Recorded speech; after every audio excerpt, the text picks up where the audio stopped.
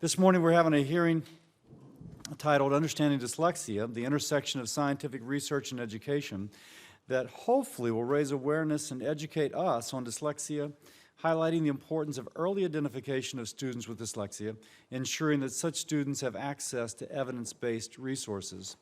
Senator Mikulski and I will each make an opening statement, then introduce our panel of witnesses. Each panelist will have 5 minutes to summarize your testimony. We have a timer in front of you. Green light is go. Yellow means you got 1 minute left, and red means I'm going to start pounding on my hammer.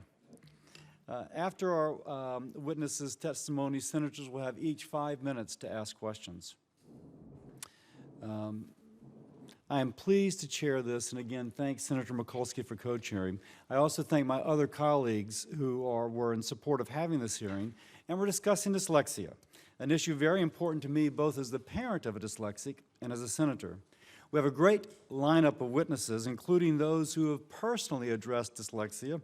Amir Baraka, who's a friend, will speak about growing up with unrecognized dyslexia, without resources, but overcoming and eventually becoming an actor. David Boys, who overcame dyslexia, entering the most language-based of all professions, law. And Ms. Hanrath will speak of her daughter, who's been quite successful, but from the mama's perspective. So thank you, Mama. There's a common thread in each family's testimony, a child who struggles to read and cannot. Often the parent was dyslexic too, and they relate, but the child, frustrated by their inability to read, if a boy acts out, if it's a girl, she becomes shy, embarrassed to read aloud in class for afraid of being mocked.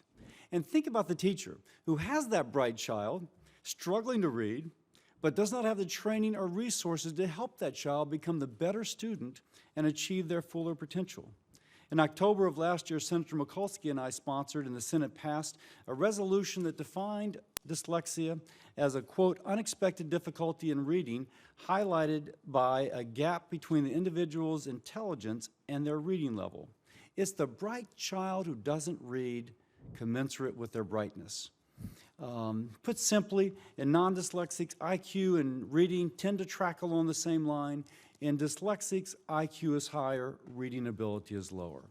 Now, dyslexia is the most common learning disability many will mention, but according to NIH-sponsored research, nearly 20% of us have dyslexia. Whether you're watching on TV, in this room, in Congress, in your workplace, it's from all walks of life. And the impact of dyslexia on an individual and a family, a school, and our society is tremendous. What if I told you that by effectively addressing dyslexia, we could further prison reform by identifying students with dyslexia and providing science-based interventions? Or that we could get more bang from our federal investments in education? Or we could reach into the classroom and change the interaction between a dyslexic student and a frustrated teacher to a relationship between a learning, productive student and a fulfilled teacher. Now, the goals of this hearing are simple: to raise awareness of the scope and scale of dyslexia, to increase awareness of what precisely dyslexia is, as defined by science, and to highlight the importance of early identification of those who are dyslexic and giving these children the necessary evidence-based resources needed to succeed in school and beyond. Now, there are great schools for children with dyslexia, almost all of which are private. And if you can't afford the $10,000 to $50,000 a year, a family's options are limited. If the family is less wealthy, quite likely they cannot afford to have their child's needs met.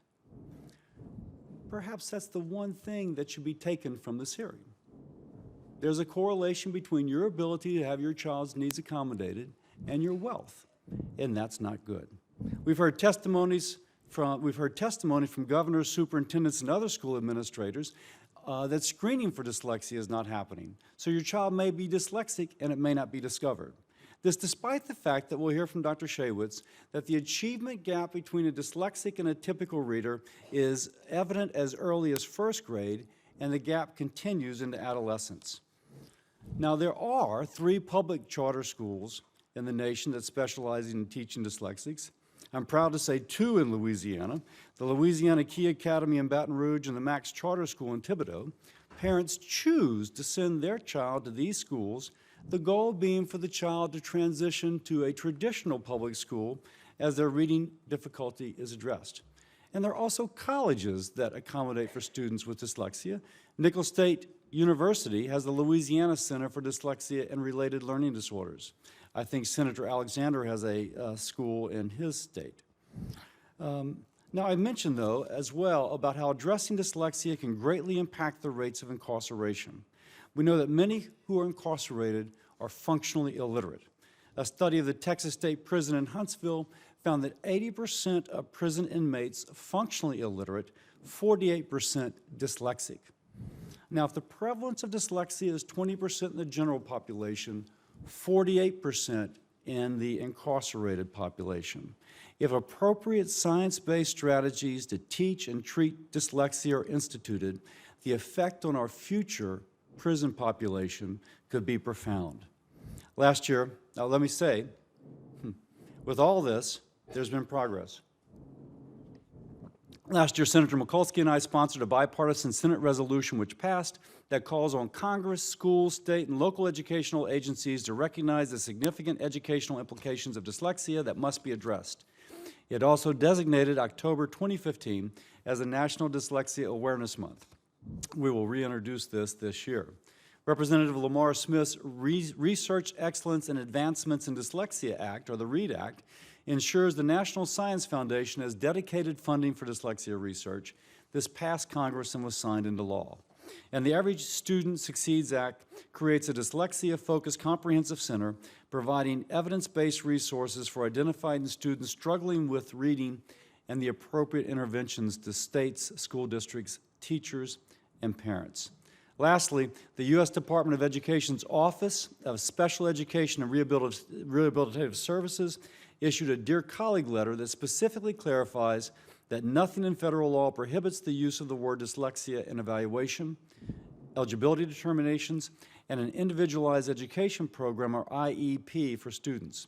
Anecdotally, however, state and local educational agencies are still reluctant to specifically reference the word dyslexia to deny dyslexics the specific services they need to succeed. I hope these efforts are the first in many steps in the right direction. We've made great progress in the area of learning disabilities. We've seen that conditions like autism and dyslexia can be specifically diagnosed and that there are science-based interventions. We must continue efforts that all learning disabilities have the same science-based intervention. If there's a call to action in this hearing, it's that science should begin driving policy. We have the dots, now let's connect them. I will now yield to Senator Mikulski for her opening statement.